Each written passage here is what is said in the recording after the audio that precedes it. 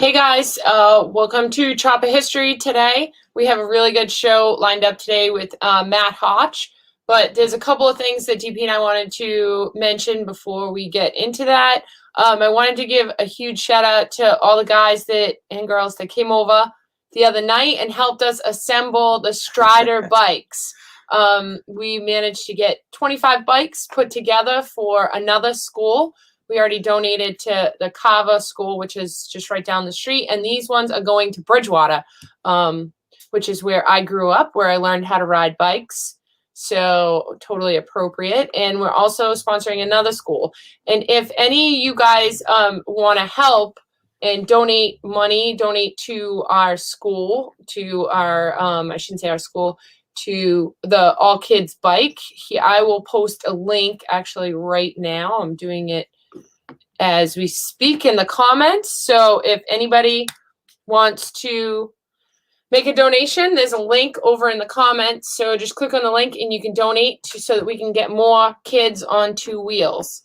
And so once again, thank you guys to the gang that came over and helped us put these little bikes together. It's quite a motorcycle gang we got there, huh? Yeah, this is a real bike gang. This is a Parawood style bike gang. Yeah, right.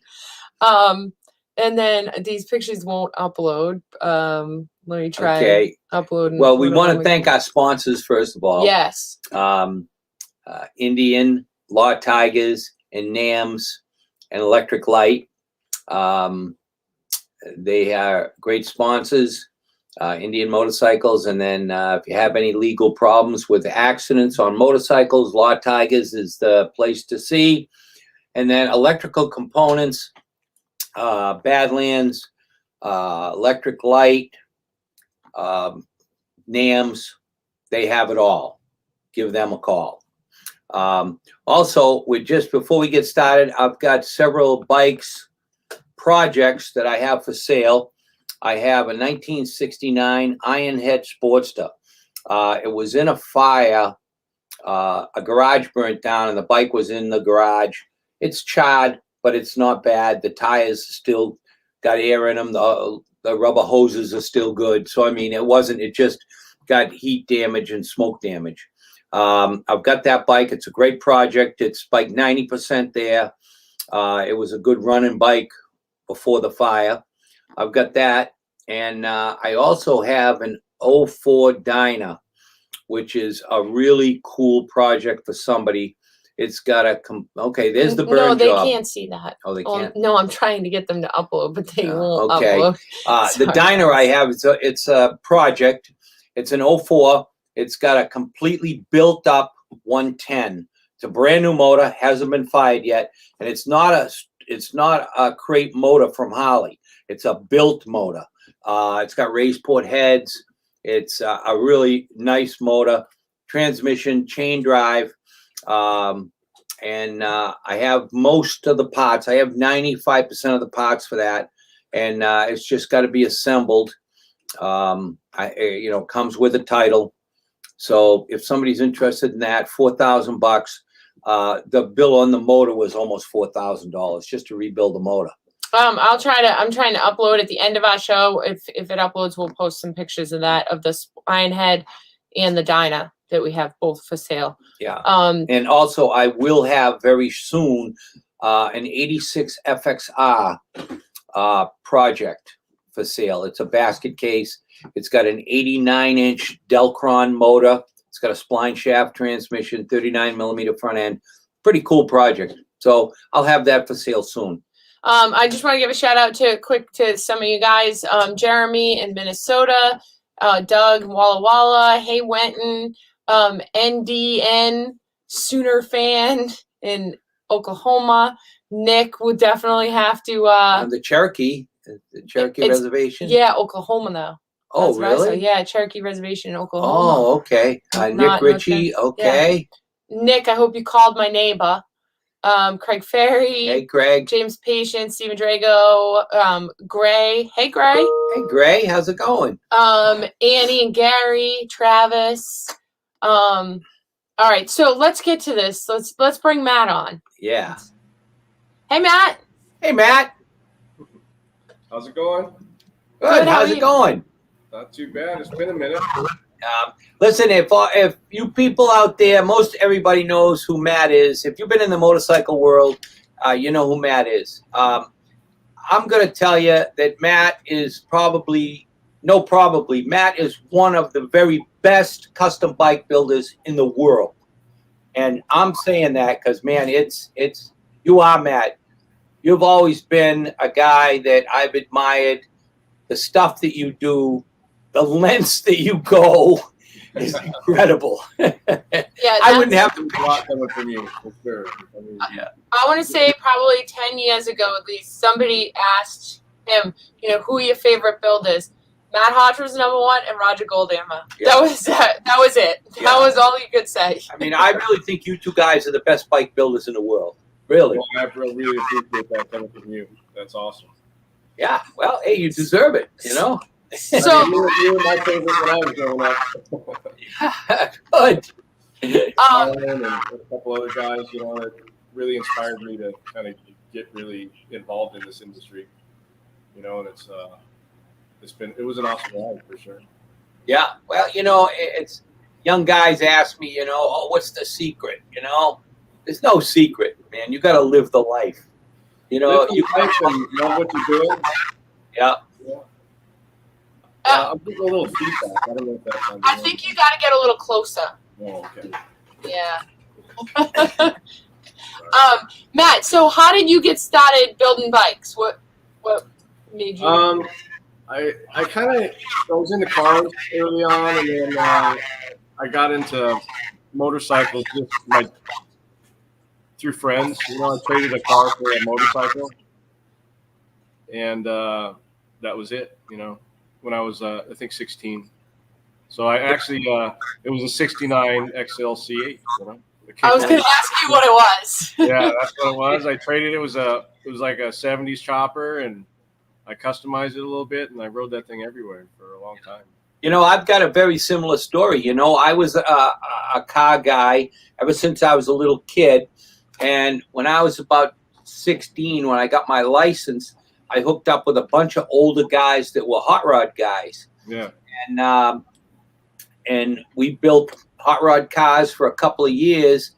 And then they all started doing bikes. And then, I got my first bike was a 64 XLCH. Oh, yeah. And I never looked back. Oh, that was it. I mean, I had some influence from my father and my grandfather too.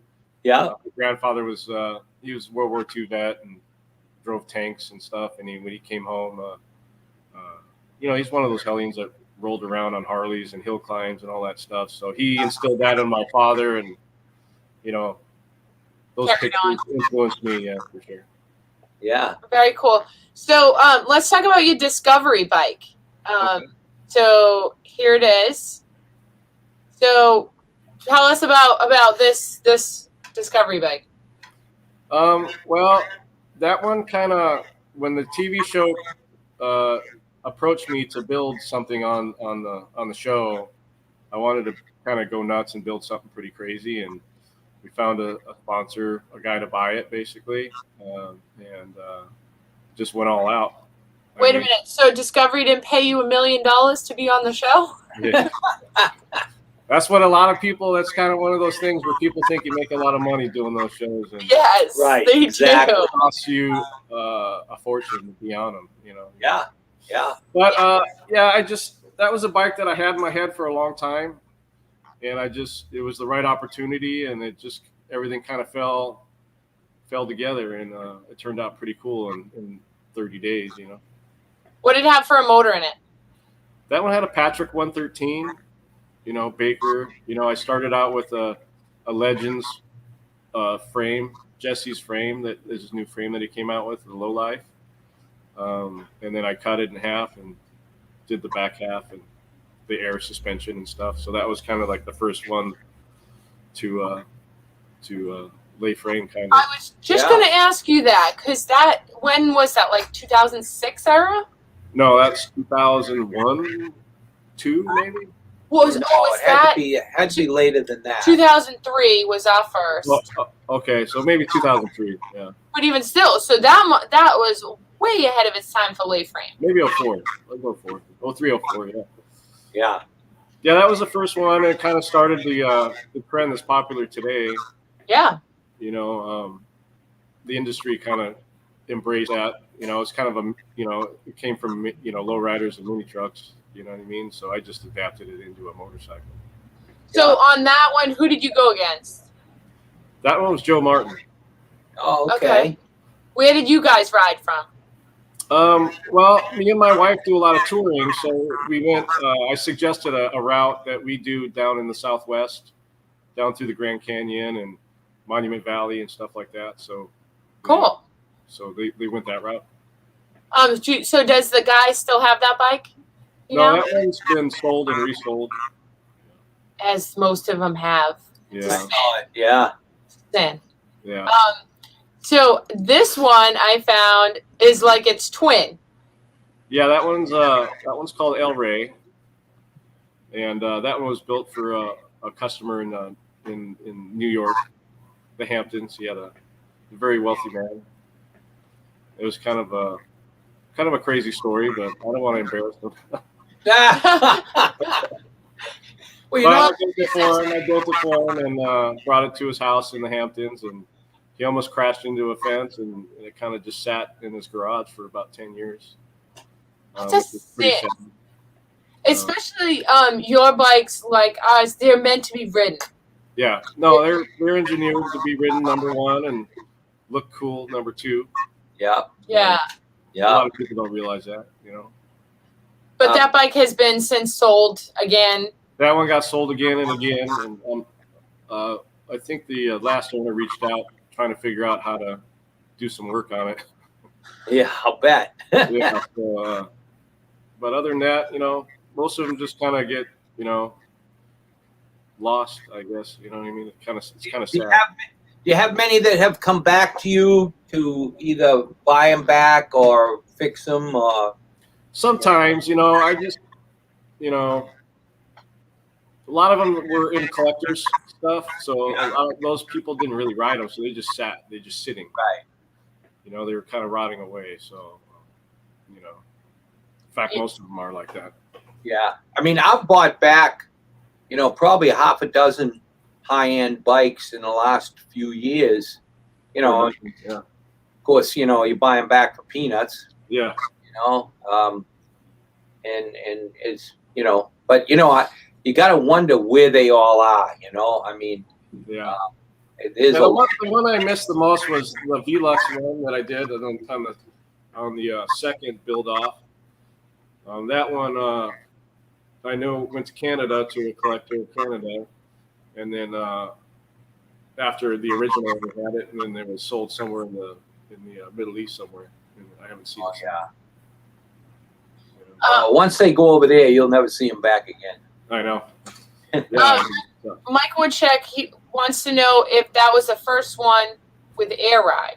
That's a good question because I mean that's Yeah, well, I mean, Air Ride back then. hardly had Air Ride front ends, but that was the first one to go on the ground. Yeah, to Yeah. frame. There was Yeah. another guy, I think, back then that did a hydraulic one about the same time, but it was different. Yeah, There's not I know. always people that kind of do the same thing at the same time, but I was the first one to do it. Yeah. Do it correctly anyway. That's it. A lot of people try to copy it afterward, and it created a market with a lot of dangerous stuff. Oh, absolutely. Yeah. I mean, it was crazy. So I mean, it's just kind of the way the industry went. It went, the engineering went out the window, and just people just started throwing stuff in the marketplace and testing it out on customers. Right. And they didn't know any better. No, and that's the thing. They didn't know any better. The customer didn't know any better either. The time of builders like you and I, which know that we're building a bike and taking somebody's life, in our hands, went out the window. So, Yeah, no doubt. a lot That's of crazy stuff that I saw over the years. I couldn't believe. yeah, TV Yeah. TV created cake decorators. Oh yeah, that's for sure. Yeah. So that was your first discovery, and then I believe this was your second, correct? That's the third one. The Good. one with the big flat tire in the back was the second one. This one? Yeah, that one. Okay. Oh yeah. Who'd you go against in this one? That one was Rick Fairless. Oh, okay. Oh yeah. I was thinking you went against Rick in one of them. What's that? I was thinking that you did it with Rick in one of them. Yeah. And that was a one single. too. That was a single side swing arm, right? Yeah, that one was a V-Rod motor. So I got that from Harley, the motor, and then I built everything else around it. So the chassis, the wheels, everything. You know. Yeah. So it was like the first fuel injected bike that I did. So you had to hide all the wiring and fuel pumps and all that other stuff. It was pretty nuts. Yeah. Where did that bike go? That one was the original owner was in New Jersey, and then that one is the one that went to a collector in Canada, and then went over to the Middle East. And So let's talk about your Bonneville one, because obviously we can relate. So this one, did you go against Raja in this one? Yeah, that one was Roger, because Roger, in my opinion, I think Roger's the best bike builder in the world, but and he wouldn't do TV, so I kind of forced him into doing a build off. The second season I did Mike Puglisi. I wanted him on there, so I helped him get up on one of the shows because I always thought he was a great builder too. Yeah, Mike was a really good builder. Yeah, there was a lot of unknown guys. It made me sad to see people that were not even a quarter of the talent getting recognition. So yeah, I agree. So yeah. Roger, I made Roger do the show, but he wanted to do a race. So I agreed to race him, even though I know I'd lose. He's pretty fast. But too. those shows were not about winning or losing. No, it was the camaraderie. It was friendship. It was Right.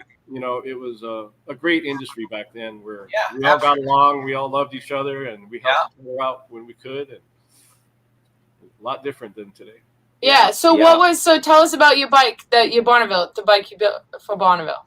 Well, that one was inspired from my grandfather. He had, like I said, he drove tanks under Patton and stuff and did all those big battles over there in World War II. And they had stolen a Vincent back then, and they used to keep it on the tank and used to tell me stories of ripping around on this Vincent.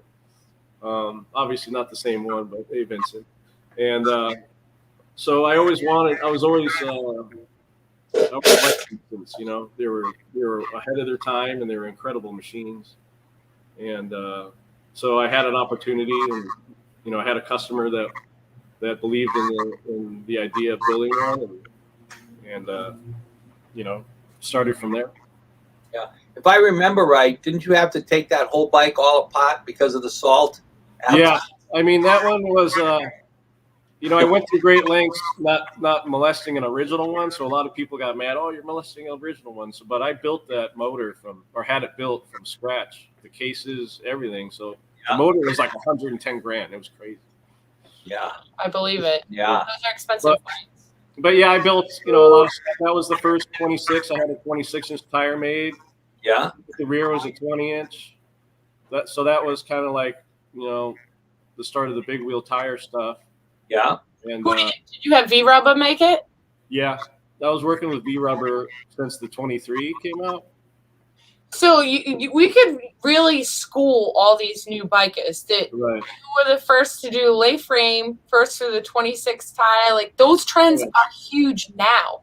No, for sure. I mean, a lot of people don't realize the influence that the builders had back then. I mean, I wasn't afraid of going to the extreme of making stuff, that didn't exist. I just made it, you know what I mean? Right. No matter the cost. Well, that's what we used to do back, when we were building that kind of stuff. No, for sure. I mean, it didn't exist, so we had to make it. Right, exactly. Yeah, that's what's cool though. And you made it, and then it got made. Yeah.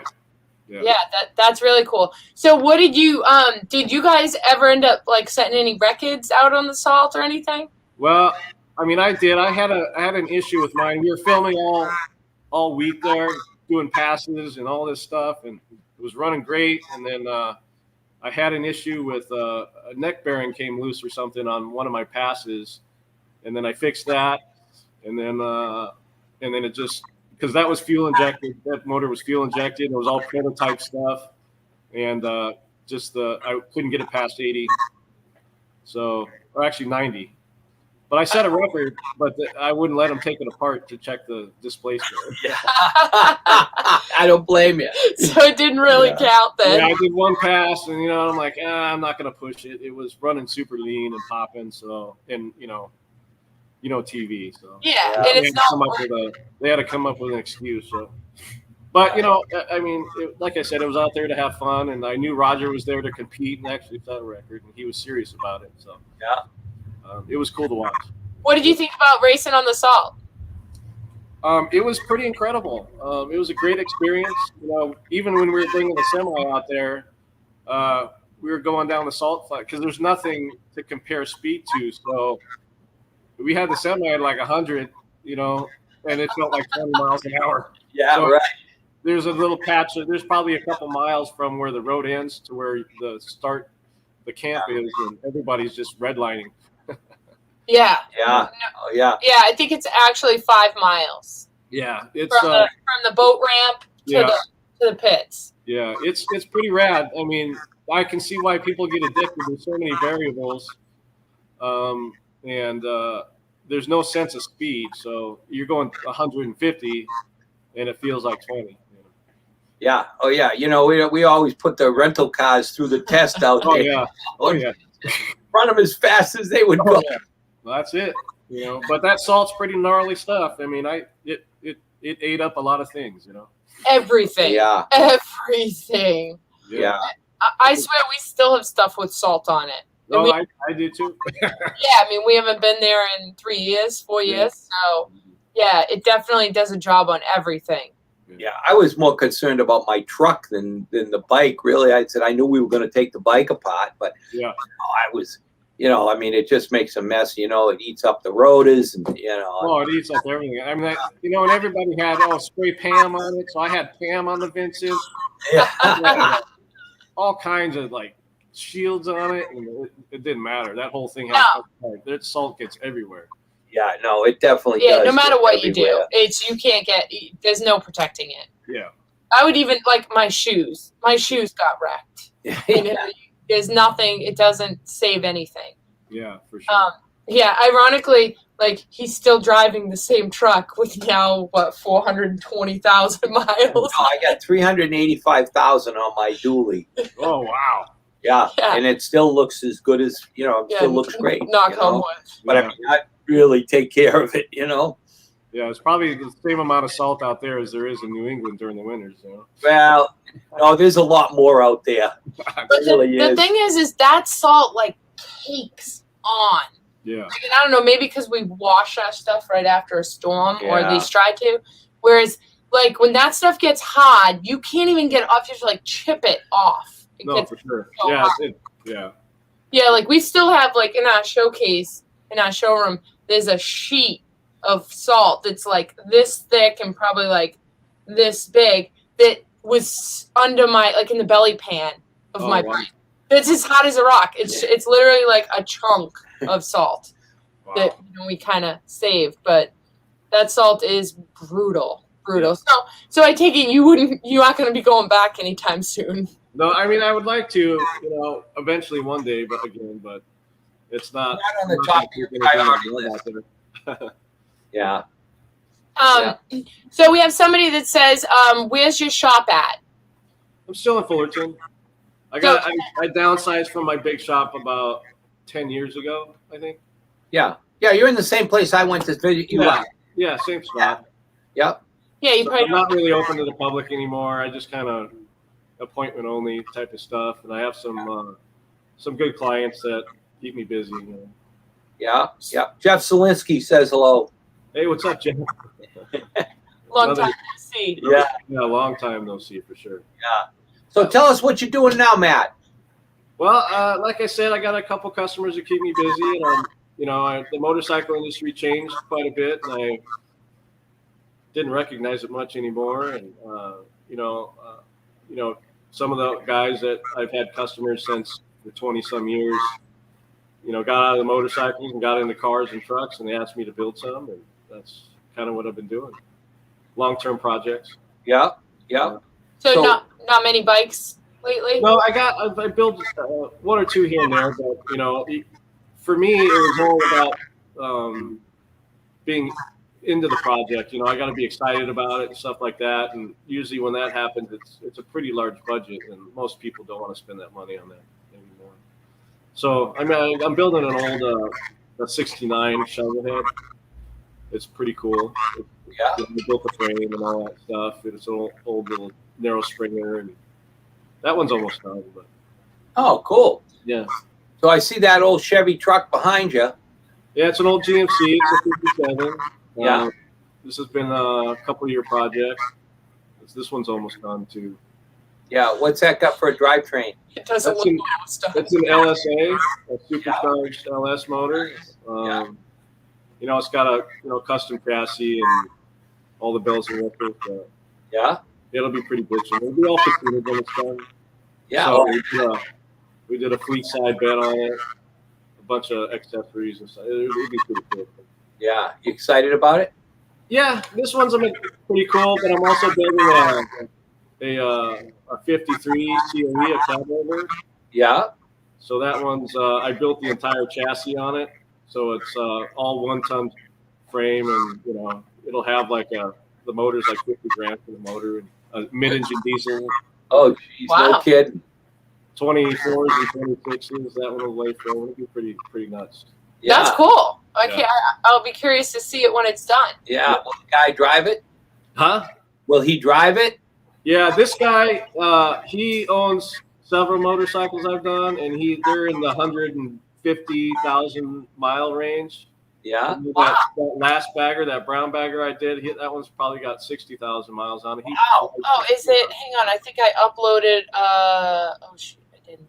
I think it's like a big front wheel on it. Yeah, that was the 32, the first 32 bike I did. This one, Yeah, is that the one you talk about? yeah, that one he rides the shit out of it. You know, he'll take it on a few day road trips and stuff. So he's the guy that his name is John. Most people know him. Yeah. John, he's been around the industry for a while, but he actually rides them. So I get a lot of enjoyment to build stuff for him because I can see it actually get used. Yeah, Yeah. that's good. Yeah, That's right, good. And it really exactly. puts your work to the test. No, for sure. I mean, this truck will be his daily driver, and it'll probably in a few years get 200,000 miles on it. You know. Now, where's he? New York or New Jersey? No, he's here in California Oh, is he? Oh, okay. Yeah. So he can drive it all year round. all year. Yeah. So there's another first for you, the first 32. That was the first 32. Man, Matt, you are just setting trends. Yeah. Yeah, little do people know. Right. So I have a question over here. Woody wants to know, what is your favorite bike you ever built? Probably the Vincent. That Oh, was probably my favorite. That one. Where is that at? I think Metal Sport bought it a couple years ago. I think he still has it. Oh, okay. that's a cool bike. Yeah. Somebody wants to know, did Matt run into a guy who was 90 years old when he was there? So he must be in the Salt Flats. He ran a 1946 Indian. His name was Bob Lewis from Corpus Christi. It's possible. I mean, it's been a long time. Yeah. Yeah, I it's mean, a lot of great people out there. The people that race the salt are amazing people. Yeah, absolutely. Yeah. Yeah. All We- I thought any racing people I've ever met were, Yeah, it's we made a lot of good friends out there. yeah. We raced. Yeah, Wink Ella is on here. Hey, Wink. Wink? Yeah. He says, hey, guys, I still have the first bike that I ran at Bonneville. It's been down to the frame 100 times. I believe it. I Wow. can believe that. Wow. Yeah. Wink's another one of the originals. He was Oh, a big inspiration to me too. Wink was a huge, huge help to us when we were building the land speed bike. You know, Yeah. I was on the phone with Wink shit every other day. You know, Yeah. he's giving us. Yeah. Wink is another one of those people that, you know, in the late 80s, not around the 80s and 90s, he was building shit that people had no idea. Right. You know, it Yeah. was mind blowing stuff, and you know, Wink was local to me. He was a city over, so we saw a lot of each other. Yeah. Yeah, he's another one of those legends. You know, you got to have him on your show. He's a great guy. No, we do. We should have him on the show. I know. Yeah. Add him to my notebook. Wink's got some stories. If you're listening, we're gonna give you a call to see if you want to come on the show. Wink's a guy that he's probably got salt in his blood. Oh, that's for sure. Yeah, I think Wink. He loved racing. He loved racing. I think he had something like 160 land speed records or something. I mean, it was some crazy number. Yeah, he was. You know, it came from that era, and that's what I miss about that kind of era is just a lot of stuff didn't exist. So there was people like Wink that would build motors out of nothing. I mean, it was Right. badass, high horsepower shit that you know, you just had to make it. You know, Yeah, people you couldn't call the the hardest working man in the shop wasn't the UPS man. You know what I mean? Yeah, right. So, Yeah. People they take for granted that they can just open a catalog and order something and bolt that's it for on. sure. That's for sure. Yeah. Hey, Dave Nault's watching. Hey, Dave. Oh yeah. Good luck in Dave. Boston. We miss you, buddy. Yeah. Matt, so do you think that you'll you know, if somebody says to you, "Hey, I want to build another bike," you want to get back into bikes, or no, just stick to what you I do? would love to. I mean, I love building motorcycles. You know, it's just I don't like cake decorating, and I don't like just bolting stuff on or changing oil and stuff like that. It's not really my passion. You know, I kind of started this because it was a love. Yeah. And when it gets to that point, you know, your mind goes nuts and you create awesome stuff. But you know, I guess that's the artistic side of me. You know what I mean? But Yeah. I don't know. If somebody came to me and I had to do the right thing, I'd do it for sure. Yeah. Did you keep any of your bikes? No, I wish I did. I have one bike, and it's just a bagger that I tour on a lot. So me and my wife do a lot of touring. We'll go, you know, through the country and 20 days or 8,000 miles, stuff like that. Yeah. Yeah. So it's a custom one. It's got 26 on it, and stretch bags and stuff. But I got an Evo motor in it and stuff. So That's all right. Yeah. That's cool. Got a big 131 in it. Big drivetrain and carbureted and stuff like that. Oh, Shayna. Yeah, Shayna's on. That's yeah. She says you look good up close. Right. Oh. Let me see. Hang on. I think there was. I thought there was another. Oh, I'd like to see some info on Matt's place. I'm building a Harley Sportster. So, like you said, you're not open to really the public.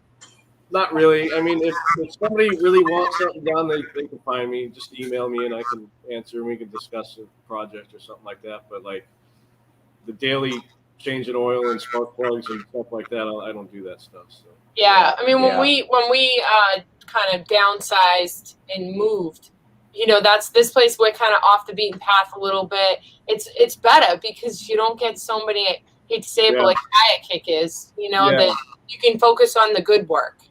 Yeah, when I had the big shop, the reason I got it was it had a big showroom and, it was close to Disneyland. So we had people coming all the time. And Yeah. and I really enjoyed it. But at the same point, you got to work, so at least they could, my people could open the door and say, hey, there he is. And I can wave, but they're still 100 feet away from me. Yeah. So it was hard to do that. So, like I said, I love motorcycles, and I wish the industry would kind of turn around where it was, but I don't foresee that the way it is right now. Yeah, no, the old days of motorcycle shops are over. Yeah. I went to look at a motorcycle shop that was for sale a couple days ago. An old timer, he was in business for 40 years, and he passed away, and the family just locked the door. And oh my God, I walked in. It was like a time capsule. I mean, it was like going into a motorcycle shop 30 years ago, 20 years ago. Oh wow! You know, all the chrome exchange on the wall. Yeah. You know, I mean, it was like wow. You just said he was an old timer. You know, he's been in business 40 years. I know. DP's been in business 50. Yeah. Yeah. He still looks good too. Yeah. Thanks. Yeah, but that guy was really old. He Yeah. started late. Yeah, he was in his 70s, you know? Yeah. Yeah. Yeah. All right, Matt. Well, we don't want to take up too much more of your time, but very cool to see you and You guys too. get you out there and, you know, get some of these newer viewers to recognize how trends were started. And you obviously started several trends that now, I mean, now if you have a bagger that's a lay frame, that's cool. And it's like you started that 15 years ago. That's pretty cool. That's You it. know, even the 26s and the 32s, you know, that's not our forte, but they are popular still. And, you know, to be able to say you had the first, that's pretty cool. Yep. That's very innovative. Thank So you. it's cool to get you recognized, the recognition that you deserve. Well, I appreciate it. I love what you guys are doing with this show. It's pretty awesome. Yeah, so you know, I can remember back when you were building, you know, in the Discovery days, man, I could spend all day just looking at your stuff. You know what I mean? I get down on the floor and check out, you know, all the engineering and all the little cool little things that you made. Yeah. You know, it's like, you know, and that kind of stuff, Matt.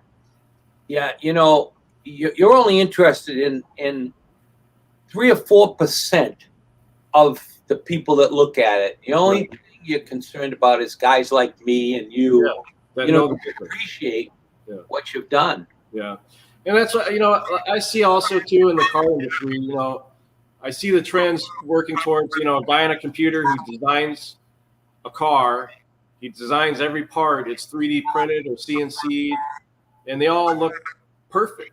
There's no hand built, you know, imperfections, and, you know, it's just, you know, there's no uniqueness there's of no it. uniqueness. And the cars are bitching, don't get me wrong, they're really nice, but like it loses its, I think, heart and soul of a handmade project. You know what I mean? Yeah. I mean, there's a Go ahead. Do you have a deadline for that truck behind you? No, we just keep changing it. It'll probably be done first of the year, the first couple of months. First maybe of next February, year? Huh? In a couple First of months? next year. Yeah. Well, it's patinaed, so we're sending it out to get patinaed, like a faux patina. Oh yeah. So, yeah, it was almost done, and then it had a step side on it, step side bed, and he wanted a fleet side, so we completely changed a bunch of stuff. So maybe Yeah. when you get it done, we can have you back on and you can show us that truck. Yeah. No Yeah, problem. that would be really cool because, you know, motorcycles and trucks and cars, they go hand in hand. If Oh, that's it. motorcycle, most likely you either have or had some kind of hot rod at some Yeah. point, or you want one. No, that's it for sure. Yeah, so that would be really cool. Are you going to keep it that, like, green patina? Yeah, you see that the front fender will kind of be like a. Yeah. You know, I had to replace some of the doors, and a couple other panels on it. So originally we were just going to keep it all like that, but there were some parts that were pretty rusted. So Yeah. we had to- Matt, who would have ever thought that a patinaed truck would be the current would be the Right? I mean, that's who it. thought that? Yeah. There's two types of people. Some people hate it. Some people love it. Yeah. You know, so when you're building a car or a truck, it'll save you 30 grand in paint. You know what I mean? So a lot of people will go Yeah. that route. You know. You know, maybe I don't know how many years ago now. Are you Probably. talking about Kika? Yeah. Yeah, me too. I was About thinking the maybe same thing. I don't know what 5 years ago. No, it had to be like 10 years ago. Okay, At least. 10 years ago when Kiko was one of our sponsors, the Power Tour came into what town was it? Oklahoma and Stillwater. Stillwater, Oklahoma. The Hot Rod Magazine Power Tour came through there. So we flew out. We had to do some stuff with Kika. Right. They gave us a golf cart, and we just drove around the town. I mean, the town, it was like, I think 3,000 or 4,000 cars. Yeah, I in was the going to say town. a couple thousand. And so I'm looking at 32 Roadsters and that kind of stuff. Well, by far, the most popular hot rod on the Power Tour, by a mile, were old patinaed trucks that were slammed with big motors and fancy chassis. Yeah, they were cool. And Indian blanket seats. Right. That's it. Yeah, the Mexican blankets. Yeah, the Mexican blanket seats. Blanket seats. You know, Yeah. it's kind of an art in making a patina. You know, I'm even buying the license plates that are ridiculous money because you have the right patina, the license plate frame. Yeah. I mean, I paid $400 for a license plate frame. No kidding. Yeah. It's pretty cool. Like I've done a couple of like Yeti cups where I've patinaed because they're good practice. Right. Because it's not a big surface and it's nothing that's going to cost a lot. So, but I like doing it, but it's not necessarily our forte. No, and for sure. I don't know did you see the panhead that DP built for himself for Sturgis? It was. No, I might have seen it, but I don't It remember. didn't get much. It hasn't been out there very much, to be honest. But he originally was going to do a patinaed paint job. Yeah. And he was trying all these different techniques.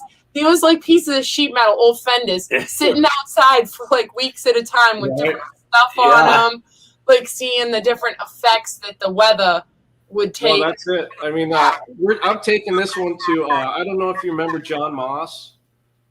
He did all the Affliction cars. Remember? Oh, Affliction? okay. Yeah. He patinaed all the Affliction cars and motorcycles, and he's got it down. He uses acids and waxes and all kinds of crazy stuff. So it actually has texture also. So yeah, if there's a couple of painters that are really good at it, like that knucklehead that Chris Simmons I ran into a guy in Vegas a few years ago at Meekum, and boy, that guy wouldn't give me the time of day. He wouldn't tell me anything. Didn't want to share technique. Yeah, I mean, it looked totally authentic. Yeah. Oh, I was asking him, geez, I mean, and nothing. He didn't even want to talk to me. That's rad. Yeah. Yeah. There's definitely an art to it. Oh yeah, for sure. Yeah. Sure. Yeah. All right. Well, thank you once again for coming on our show today, and let us know when that truck, is more of a visual and done, and we can hear it and see it, because I think that'd be really cool to share. Okay, no problem. I will. And hey, next time I'm in LA, I'm going to come and visit you. You better. I've seen you a couple times out here and didn't come get me. Well, I've always been on such a tight time frame. Oh, I know how it is. But believe me, next time I come out, we might come out right after Meekum this year. Okay. If I do, I'll definitely be down to see you. All right, buddy. It was great to hear from you both. Thank you. Yeah, hey, good luck, Matt. Hey, you know what, too? I see, so Heidi, your wife, she's on here, and tell your mom hello. I will. Yeah. Mama Hotch. Yeah. We had fun that last time at Laughlin. Remember that with your mother? Yeah, both your parents. Yeah. Good people. That was a good year. Yes, it was. It was very memorable for sure. Yep. All right, Matt. Well, have a good afternoon, and thanks again for coming on our show. See you guys. Thank you. See ya. Bye. All right, guys. So that was our show today. Shout out to Matt Hotch. I hope you guys that didn't know who he was, now you do. Look him up. Cool guy. Definitely innovative builder. Matt Hotch is definitely one of the very best custom bike builders in the world. Okay, I've known Matt for many, many years, and everything he's ever done has been over the top. And he's a great guy. So, hey, shout out to Matt. Yeah, give him a follow. And Wink Ella, too. Wink, I'm glad you're watching our show. You have to call him. See if we can get him on here. I mean, Wink was such a huge inspiration and help to us when we started land speed racing. Yeah. So. And don't forget, guys, if you guys want early Christmas presents, Hot Leathers is selling our apparel. So go to hotleathers.com and check out the Perowitz apparel on there. And also give us a follow on Instagram. This is the Perowitz _CycleFab. Mine is Jody Perowitz. DP's is D Perowitz. So give us a follow on Instagram. We try to, what would it be like if DP's phone didn't ring? Yeah. We try to, we post on our own stuff as much as possible. So that's where you're going to see the most stuff is on our Instagram pages. Not on Facebook, on Instagram. So go over to Instagram and give us a follow. And a shout out to Law Tigers for sponsoring our show, Chopper History, as well as Indian Motorcycles. Thank you to Indian for supporting us, and NAMS, which is also Badlands and Electric Lighting. So if you guys need any lighting stuff, go over to Electric and check it out. They have some awesome stuff. I've used most all their stuff on my FXR. As well as a couple of my other bikes. So check out Electric Lighting. And thank you guys all for watching. And next Thursday, we're not going to do. Yeah, next Thursday's Thanksgiving. So we'll be off next Thursday, but we'll be here the following Thursday. Yeah, so that's, I have, well, it's a toss up. Yeah. We got two people, so we're going to have to. We're not sure of the guest, Yeah. but we will have a guest. And if you people want to look on my Instagram page later today, I'm going to post a video of an old school chopper that I just found in a garage. It's been in this garage for probably well over 30 years, built back in the late 70s, early 80s. Really cool. So I'll post a video of it. Yeah. All right, guys. So we won't see you next Thursday. We hope everybody has a great Thanksgiving. Eat lots of turkey. But we will be back the following Thursday. And we have a great guest. Whether either one, we have two people actually lined up for that date. But both of them are wicked cool, and we'll postpone the next one till the next week. So we will be back the first week in December. For another episode of Chopper History, brought to you by Indian Motorcycles, Law Tigers, and Badlands. So thanks for watching. Thanks for tuning in and all your comments. Got anything else? Okay. All right. Remember those bikes I have for sale. Yeah. So 2003 Dyna. No, 2004 Dyna with a 110 basket case. A Chad 69 XLH. I posted in my story a couple days ago, and a couple of people commented. So if you didn't see it, I can't get the pictures to upload. But yeah, this is how much for the Sportster? Sportster is $1,500. The Dyna is $4,000. It's got a brand new 110 twin cam motor in it, and it's a built motor. It's not a crate motor. Here's the Sportster. Yeah, there's the Sportster. Sportster. Keep your comments to yourself.